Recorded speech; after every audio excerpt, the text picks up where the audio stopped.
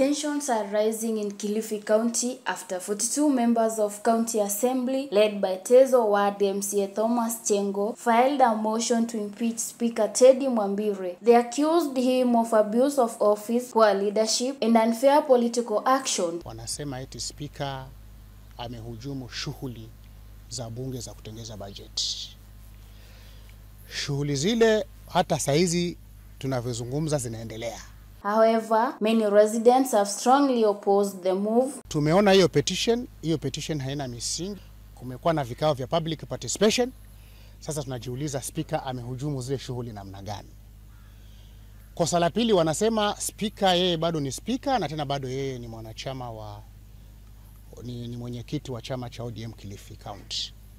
Inaweza affect Wetangula, inaweza affect Kingi kwa sababu huyu wakifanikiwa kumtoa mimi mwenyewe kama Chigiri. Mimi mwenyewe kama Chigiri pia nitaenda kotini na niulize kwa nini wale maspika wengine wako kule na bado wako na vyo kwa vyama. Kwa sababu nataka kujua haki.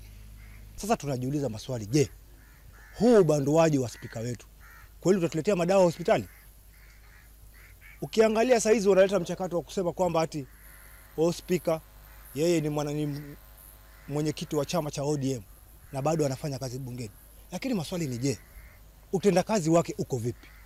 Kama kuna kipengele chenye alikosea kulingana na katiba, wanafaa kutuambia sisi wananchi ya kwamba Speaker alikosea hapa na hapa. They have even threatened to vote against those supporting the motion in the next election. Mwambire has defended himself, calling the claims untrue and politically motivated, and says he remains committed to reforming the county assembly. Minye Khaan, reporting for TAS TV.